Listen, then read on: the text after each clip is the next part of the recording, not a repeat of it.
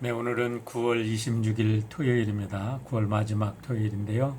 우리 찬송가 520장 듣는 사람마다 복음 전하여 우리 함께 찬양 드리고 말씀 묵상 시작합니다.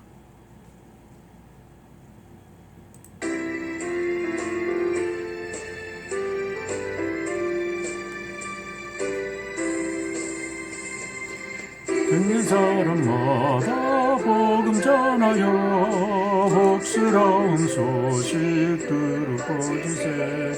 모든 사람에게 전할 소식은 어느 나그나 오라. 어느 나그나 듣게 나오라. 어서 와서 주의 말씀 들으라. 하늘 아버지가 오라시니 어느 나그나 오라. 오는 사람들은 짖지 말고서 문 열었을 때에 들어오시오. 생명길은 오직 구주 예수니 어느 나그나 어느 나그나 듣게 나오라. 어서 와서 주의 말씀 들으라. 하늘 아버지가 오라시니 어느 나그나 오라.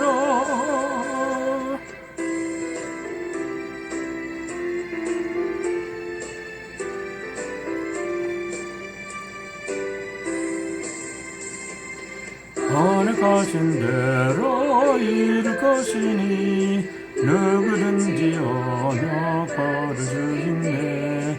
바른 사람에게 생명이로다. 어느 나그나 오라. 어느 나그나 듣게 나오라. 어서 와서 주의 말씀 들으라.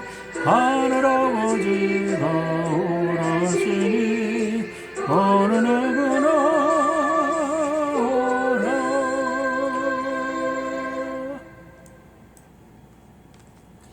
기도하겠습니다. 아버지 하나님 감사합니다. 오늘도 우리들에게 귀한 날 주시고 예수 그리스도의 몸된 교회의 지체로서 살아가게 하심을 감사합니다. 우리가 주님께 부름을 받고 예수님의 복음을 전하는 특별한 하나님의 은혜 받은 자들로 택함 받아 싸우니 우리들의 모든 생각과 말과 우리의 삶을 주장하여 주셔서 우리를 통해서 예수 그리스도의 향기가 증거되게 하시고 예수의 생명이 우리들의 이웃들에게 증거되는 복된 삶 살 수 있도록 오늘도 성령의 감동하심으로 우리를 이끄시고 붙들어 주시고 인도하여 주시옵소서. 예수님의 이름으로 기도하옵나이다. 아멘. 오늘 하나님 말씀은 사도행전 24장 말씀입니다. 사도행전 24장. 닷새 뒤에 대제사장 아나니아가 몇몇 장로와 더둘로라는 변호사와 함께 내려와서 총독에게 바울을 고소하였다. 바울을 불러내니 더둘로가 고발하여 말하였다. 벨리스 총독님, 우리는 총독님의 덕분으로 크게 평안을 누리고 있습니다. 그리고 각하의 선견 지명의 덕택으로 이 나라에서는 개혁을 많이 이룰 수 있었습니다. 우리는 어떤 면으로나 또 어디에서나 이것을 인정하며 감사하여 맞이않습니다.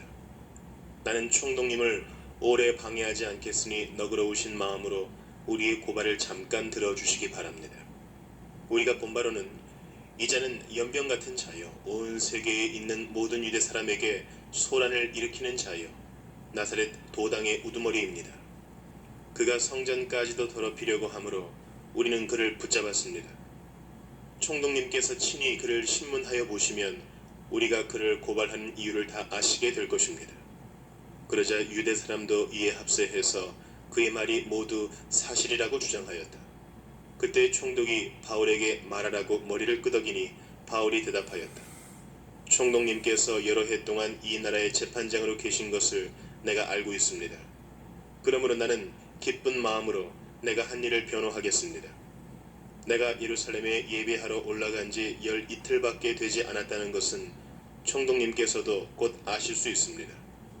그리고 나를 고발한 사람들은 내가 성전에서나 회당에서나 성내에서 누구와 논쟁을 하거나 군중을 선동해서 모으거나 하는 것을 보지 못하였습니다. 지금 그들은 내가 한 일을 들어서 고발하고 있지만 총독님께 아무 증거도 제시할 수 없습니다. 그러나 나는 총독님께 이 사실을 고백합니다. 그것은 내가 그들이 이단이라고 하는 그 도를 따라 우리 조상의 하나님을 섬기고 율법과 예언서에 기록되어 있는 모든 것을 믿는다는 사실입니다. 그리고 나는 하나님께 소망을 두고 있는데 나를 고발하는 이 사람들도 그 소망이 이루어지기를 고대하고 있습니다. 곧 그것은 의로운 사람들과 불의한 사람들의 부활이 장차 있으리라는 것입니다. 그러므로 나도 언제나 하나님과 사람들 앞에서 거리낌 없는 양심을 가지려고 힘쓰고 있습니다. 나는 내 결례에게 구제금을 전달하고 하나님께 제물을 바치려고 여러 해 만에 고국에 돌아왔습니다. 그들은 내가 제물을 바치는 절차로 성전에서 정결 예식을 행하는 것을 보았을 뿐이고 내가 작당을 하거나 소동을 일으키는 것을 보지 못하였습니다. 그 자리에는 아시아에서 온 몇몇 유대 사람이 있었는데 내가 한 일을 들어 고발할 것이 있으면 그 사람들이 총독님 앞에 나타나서 고발했어야 마땅할 것입니다. 그렇지 않으면 내가 의회 앞에 끌려가서 섰을 때에 이 사람들이 내게서 무슨 잘못을 찾아냈는지 그것을 말하라고 해보십시오. 다만 나는 그들 가운데 서서 말하기를 오늘 내가 여러분에게 재판을 받고 있는 것은 죽은 사람들의 부활과 관련된 문제 때문입니다 하는 이 한마디 말을 부르짖었을 뿐입니다. 벨릭스는 그 도와 관련된 일을 자세히 알고 있었으므로 천부장 루시아가 내려오거든 당신들의 소송을 처리하겠소 하고 말하고서 신문을 연기하였다. 그리고 백부장에게 명령하여 바울을 지키되 그에게 자유를 주고 그의 친지들이 돌보아주는 것을 막지 말라고 하였다. 며칠 뒤에 벨릭스가 유대 여자인 자기 아내 드루실라와 함께 와서 바울을 불러내어 그리스도 예수를 믿는 믿음에 관하여 바울이 설명하는 것을 들었다. 바울이 정의와 절제와 장차 올 심판에 관해서 말할 때에 벨릭스는 두려워서 이제 그만하면 되었으니 가시오. 기회가 있으면 다시 당신을 부르겠소 하고 말하였다. 동시에 그는 바울에게서 돈을 받을까 하고 은근히 바랐다. 그래서 그는 바울을 자주 불러내어 이야기를 나누었다. 2해가 지난 뒤에 보르기오 베스도가 벨릭스의 후임으로 직책을 맡게 되었다. 그런데 벨릭스는 유대 사람의 환심을 사고자 하여 바울을 가두어 둔 채로 내버려 두었다. 네, 벌써 9월 마지막 주일이 되었습니다. 오늘도 우리 함께 기도하는 마음으로 주일 예배를 준비하는 복된 날이 되기를 바랍니다. 오늘 본문에 보면 세상에는 두 종류의 사람이 있다라는 생각을 하게 됩니다. 세상의 권력과 명예와 모든 파워를 가지고 있지만 실제로 그들의 삶을 보면 거짓과 탐욕과 정말 부끄러움으로 똘똘 뭉쳐서 이 세상 모든 사람들을 오염시키는 참 부끄러운 삶을 살아가는 사람들이 있다라는 것을 우리가 보게 됩니다. 하지만 또 한편의 사람은 세상에서는 아무런 명예도 또 인정도 권력도 없지만 실질적으로는 세상의 평화이신 예수 그리스도를 전가하면서 이 땅의 진정한 빛과 소금으로 꼭 필요한 사람으로 살아가는 복된 사람들이 있음을 우리가 보게 됩니다. 오늘 말씀을 보면 바울 사도께서 예루살렘에서 체포되어서 2년 동안 이 가이사랴 감옥에 갇혀 있었던 것을 알게 됩니다. 사도행전은 그가 가이사랴 감옥에 투옥되어 있던 동안에 3번에 걸쳐서 그가 총독 앞에서 그리고 이 분봉왕들 앞에서 신앙을 고백할 수 있는 기회가 있었다고 고백합니다. 24장에서는 벨릭스 총독 앞에서, 25장에서는 베스도 총독 앞에서, 그리고 26장에서는 베스도 총독과 아그리빠 왕 앞에서 이제 당당하게 그리스도의 복음을 이렇게 증거하는 바울의 모습을 보게 되는데요. 오늘의 본문의 말씀은 이제 천부장이 바울을 예루살렘에서 가이사라로 이렇게 후송해 온 만 닷새 만에 일어난 일입니다. 24장 1절을 보면 이렇게 나와 있습니다. 닷새 후에 대제사장 아나니아가 어떤 장로들과 한 변호사 더둘로와 함께 내려와서 총독 앞에서 바울을 고발하니라 라고 말합니다. 바울이 가이사라로 후송되었다는 사실을 안 후 닷새 후에 유대 종교 지도자들은 천부장에 의해서 자신들이 따돌림 당했다는 사실을 알고 부랴부랴 변호사인 더둘로를 대동해서 가이사라까지 96km를 달려와서 로마 총독부의 문을 두드린 것입니다.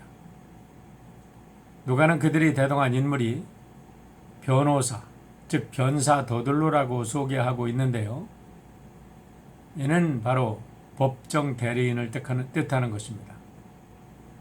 더둘로는 유대 공회에서 로마와의 문제를 해결하기 위해서 고용된 당대 최고의 변호사라고 우리가 볼 수가 있습니다. 대제사장과 장로들 또 이들을 대변하기 위해서 고용된 사람이기 때문에 아마 비싼 값으로 고용됐을 것이고 또 제일 유명하다고 로마의 법률에 정통한 법률가라고 이렇게 잣다가 공연하는 인물이었다고 우리가 생각을 할 수가 있습니다. 그런데 그의 변호를 들어보면 그가 얼마나 자존심도 양심도 또 민족의 혼도 팔아먹는 파렴치한 인간임을 알게 됩니다. 오늘 더둘로 고소 내용을 살펴보면 역설적으로 자신과 유대의 종교 지도자들이 누구인가 그리고 바울이 어떤 인물인가를 아주 분명하게 보여주고 있는 내용인 것을 알게 됩니다. 먼저 더둘로는 벨리스 총독 앞에서 갖은 아청을 떨면서 그를 칭송합니다. 3절입니다.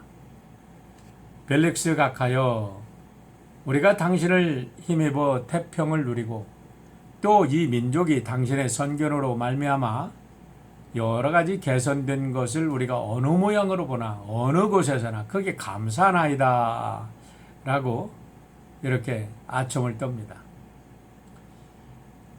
여기서 더둘로와 유대 종교 지도자들은 역사 속에 영원히 씻을 수 없는 부끄러운 재판 기록을 남기게 됩니다. 그들은 그들의 재판 기록이 이렇게 누가에 의해서 성경으로 기록되어서 인류 역사 속에 온 천지 구석구석에 전해질 것은 상상도 못했을 것입니다. 우리가 여기서 분명히 알아야 될 것은 우리가 무슨 말을 하든지 무슨 행동을 은밀하게 하든지 우리들의 모든 것은 하나님 나라의 책에 기록되어진다는 사실을 잊어서는 안 될 것입니다. 그렇기 때문에 순간의 위기를 모면하기 위해서 거짓을 말하거나 눈앞의 이권을 위해서 부끄러운 양심을 팔아먹는 그런 사람이 되어서는 아니 될 것입니다. 여기다 한 가지 짚고 넘어가야 할 것이 있는데요. 바로 벨릭스라는 인물이 어떤 인물인가를 알아야 합니다. 벨릭스는 유대 제11대 총독으로 AD 52년부터 58년 동안 이스라엘 총독으로 이스라엘에 와서 이스라엘을 다스렸던 자라고 합니다. 그는 원래 노예 출신으로 로마 클라우디우스 황제의 모친인 안토니아에 의해서 자유인이 되었고 황제의 총애를 입어서 총독까지 된 인물입니다. 노예 출신이었지만은 아주 머리가 뛰어나고 아주 권모술수에 뛰어났던 인물인 걸 알게 됩니다. 그는 3명의 아내를 두었는데 그중 하나가 황제 안토니오와 클레오파트라의 손녀였다고 합니다. 그런데 로마의 역사가 타키토스는 그에 대해서 다음과 같이 평하고 있습니다. 잔인하고 음탕하며 노예의 정신을 가지고 국왕의 대리권을 행사한 자였다라고 칭하고 있다는 것입니다. 실제적으로 그가 통치하는 동안에는 유대 땅에서 끝없는 반란이 있었다고 이야기를 합니다. 이것은 그가 얼마나 끔찍스럽게 유대 백성들을 창취했다는 간접적인 증거를 드러내고 있는 것입니다. 그의 그러한 파렴치한 모습이 오늘 본문 마지막 26절에도 나타나 있는데요. 한번 보시길 바랍니다. 그가 얼마나 참 탐욕으로 가득 찬 인간이었는지. 26절에 이렇게 기록합니다. 동시에 또 바울에게서 돈을 받을까 바라는 고로 더 자주 불러 같이 이야기하더라. 총독쯤 된 인간이 뭐가 부족해서 감옥에 구속된 죄수로부터 돈을 받을까 하여 자주 불러 이야기했다면 다른 사람에 대해서는 어떤 행동을 했을까요? 돈이라면 사죽을 못 쓰고 자기의 탐욕을 채우기 위해서라면 어떤 사람에게도 이게 아첨을 떨기도 하고 때로는 탄압하기도 하고 때로는 억압하기도 했다는 것을 보여주는 말이죠. 그런데 그렇게 참 형편없는 인간 앞에서 더둘로라는 인간이 아첨하는 꼴을 한번 보시길 바랍니다.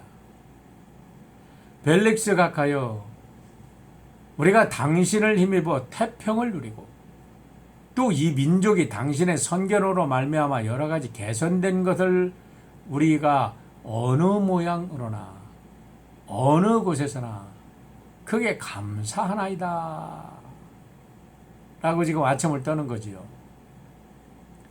여러분, 더들로의 찬사는 이 변사 더들로 자신의 말이라기보다는 오히려 유대 동교 지도자들, 곧 그를 고용한 자들의 말이라고 봐도 과언이 아닐 것입니다. 유대의 백성들은 로마의 식민 통치에 시달리다 못해 매순간 폭동을 일으킬 수밖에 없는 그런 지경에 이르고 있는데, 유대의 지도자들이라는 자들, 종교 지도자들, 정치 지도자들, 사회 지도자라는 자들은 로마 관리들의 빌붙어서 호의호식하면서 로마의 통치를 합법화하고 오히려 자신들의 권력을 유지하는데 그 수단으로 이용하고 있는 것을 보게 됩니다.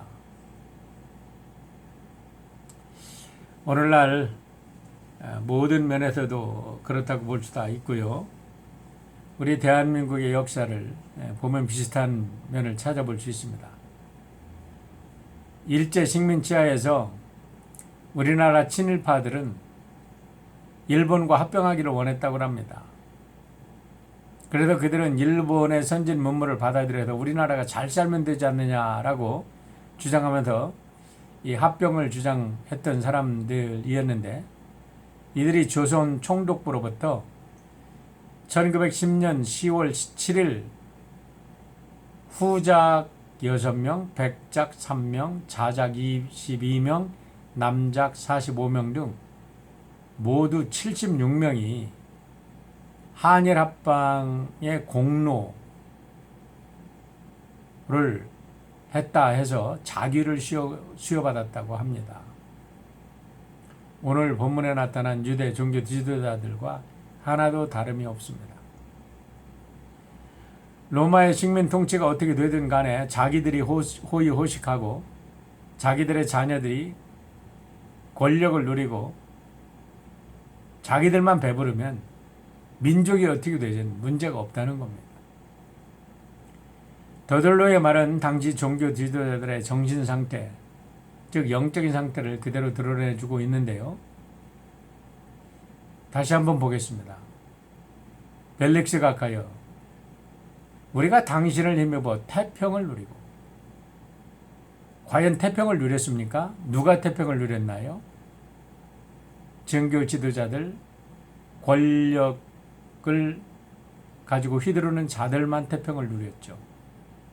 또 또 이민족이 당신의 선교로 말미암아 여러 가지 개선된 것을 우리가 어느 모양으로 보나 어느 곳에서나 크게 감사하나이다. 그들은 그렇게 이야기하지만 민중들과 국민들은요, 태평은 고사하고 언제나 폭정이 난무하고 계령이라는 명분하에 무거운 세금을 견디지 못하고 그들의 착취에 의해서 죽어갔던 것을 우리는 역사 속에도 보게 됩니다. 역사학자 타키투스의 말에 의하면 로마인들은 황량함을 강조하고 나서 그것을 태평이라고 부른다라고 풍자하고 있는 것을 보게 됩니다. 예수님이 십자가에 달리신 이유도 다른 데 있는 게 아니라 실상은 유대 종교 지도자들의 이와 같은 위선적인 삶을 기본으로부터 그 근본으로부터 흔들어 놓았기 때문에 정치적인 면에서는 정치적인 희생자가 된 것입니다. 바울도 마찬가지입니다. 종교적인 이유로 재판을 받고 있지만 실제적인 면에서 우리가 보면 이 종교 지도자들의 거짓과 탐욕으로 인해서 재판을 받고 있는 것입니다. 그런데 재미있는 것은 더들로의 고소를 통해서 기독교 역사 속에서 가장 영예로운 칭송을 받게 되고 있다는 거예요. 이것이 역설적인 진리입니다.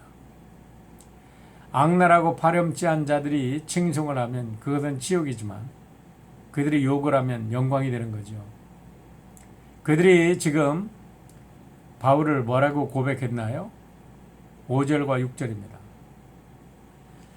우리가 보니 이 사람은 연병이라 천하에 퍼진 유대인들을 다 소욕해 하는 자요 나사렛 이단의 괴수라. 저가 또 성전을 더럽게 하려 함으로 우리가 잡았사오니라고 고백합니다. 우리가 보니 이 사람은 연병이라. 전염병이라는 말이죠. 전염병처럼 사람들을 유혹해서 사람들의 그 존재됨을 회복시켜주고 인간의 존엄성을 회복시켜주는 것을 저들은 전염병이다. 그래서 민중들이 인간의 그 존엄성을 회복하고 이렇게 폭동을 일으켜서 사회를 뒤엎는다. 그렇기 때문에 전염병이다. 이렇게 지금 저희들을 지금 바울을 고발하고 있는 거지요. 사도행전 26장에서 바울이 아그리파 왕에게 증언할 때도 얼마나 담대하게 멋지게 증언하고 있는지 정말 그 장면을 읽을 때마다 우리의 가슴을 뜨겁게 하는데요. 26장 28절로 29절의 말씀을 보면 이렇게 나옵니다. 아그리빠가 바울에게 이르되 내가 적은 말로 나를 권하여 그리스도인이 되게 하려 하는도다. 바울이 이르되 말이 적으나 많으나 당신뿐 아니라 오늘 내 말을 듣는 모든 사람도 다 이렇게 결박된 것 외에는 나와 같이 되기를 하나님께 원하나이다 하니라 라고 말씀합니다. 오늘 이 아침 예배에 참석하는 여러분 모두 이 세상에 이렇게 하나님의 진리와 성령의 감동을 전하는 성령의 연병이 되기를 축원드립니다. 더들로와 유대 지도자들이 바울을 연병이라고 했던 이유가 나와 있습니다. 5절 하반절 6절입니다. 천하에 흩어진 유대인들을 다 소유하게 하는 자요 나사렛 이단의 유두머리라. 그가 또 성전을 더럽게 함으로 우리가 잡았다라는 그들의 증언입니다. 여러분, 천하에 흩어진 유대인들을 다 소유케 한 자다라는 말 속에 바울 한 사람의 영향력이 얼마나 강력했던가를 저들이 대신해서 증거해주고 있는 거죠. 나사렛 이단의 괴수다라고 이야기를 했는데 그들이 가장 두려워했던 것이 부활하신 예수님의 증인이 되는 것인데 이 바울이야말로 부활한 예수 그리스도의 가장 강력한 증인이었다는 사실을 저들의 입으로 증거하는 겁니다. 성전을 더럽게 하려고 했다라고 증언하고 있는데 누가 성전을 더럽게 했습니까? 성전을 더럽게 한 것은 바로 그들 자신들이었지요. 예수님의 말씀처럼 종교 지도자의 자리에 앉아서 성전을 강도의 소굴로 만들었던 것은 바로 그들 자신들이었습니다. 그렇기 때문에 그들은 예수님을 제거한 것처럼 지금 바울을 제거하려고 했던 것입니다. 악인들이 가장 두려워하는 대상은 자신들의 어둠을 드러내는 정직한 사람, 진리의 사람, 하나님의 사람들입니다.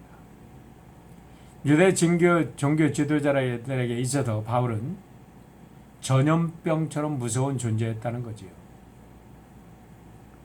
누가 과연 오늘 이 세상의 복음을 전염시키는 정말 축복의 전염병자가 될 수 있는지 역설적인 말이지만 다시 한번 깊이 생각해 봐야 될 것입니다. 노인들의 어머니라고 불리는 소 엘리저는 1990년에 노벨 평화상 후보에 올랐던 이탈리아의 여인입니다. 엘리저는 중국에서 선교하던 중에 폐병이 걸려 본국으로 소환이 됩니다. 그녀는 하나님께 왜 나에게 이런 고난을 주십니까? 라고 원망하지 않고 그때도 나에게 무엇을 원하십니까? 라고 물었다고 합니다. 이후 그녀는 농장에서 일하면서 중국 선교를 도왔다고 합니다. 그런데 추수를 하다가 그만 탈곡기에 손이 들어가서 오른손을 잃어버리고 말았답니다. 그런데 엘리저는 그때도 주님, 오른손이 없는 제가 무엇을 하기를 원하십니까? 라고 기도를 했다 그래요.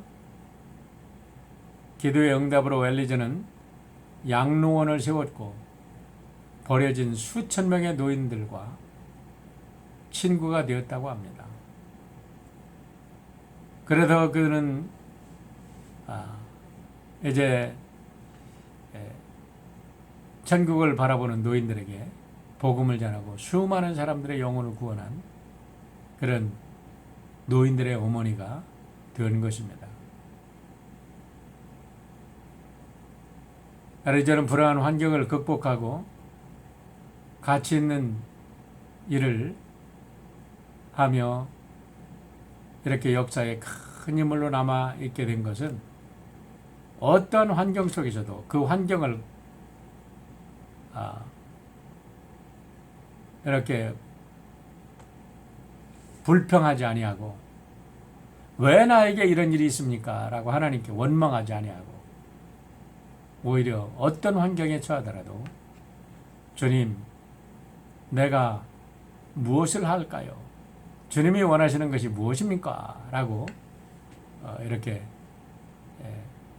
환경을 극복하는, 정복하는 참 믿음의 사람이 되었기 때문에 이런 큰 일을 했다고 믿습니다. 오늘 사랑의 빛을 전하는 이 바울처럼 우리 모두가 세상 사람들로부터 저들은 예수의 복음을 전하는 연병이다, 이렇게 역설적으로 인정받는 복된 하나님의 백성들이 되시기를 주의 이름으로 축원합니다. 내일은 주일입니다. 우리 교회에서 함께 모여서 예배드리지는 못하더라도 우리 각 가정에서 예배드릴 때 여러분의 가정이 하나님의 복된 제단이 될 수 있도록 기도하시고 준비하시기를 주님의 이름으로 부탁합니다. 우리 다 함께 기도하겠습니다. 아버지 하나님, 우리는 늘 환경을 탓하고 환경을 통해서 어려운 환경이 닥칠 때마다 하나님을 향하여 불평을 쏟아낼 때가 많이 있었습니다. 우리의 죄를 용서하여 주시고 우리 모두도 바울처럼 어떠한 상황 속에서도 오직 그리스도의 복음만을 증거함으로 세상 사람들로부터 복음의 전염병자라는 소리를 들을 수 있도록 주님 우리 하나님의 백성들을 축복하시고 오늘도 복음의 증인으로 살아가는 것이 가장 귀하고 복된 이름을 믿고 승리하며 살아가는 우리 복된 주의 백성들 되도록 인도하여 주시옵소서. 산불이 하루도 기 진화되게 하시고 코로나가 극성을 부리고 있지만 우리 사랑하는 하나님의 백성들은 한 사람도 다치지 않고 하루속히 하나님의 백성들을 통하여 코로나도 정복되고 새로운 하나님의 세상이 열릴 수 있도록 축복하여 주시옵소서.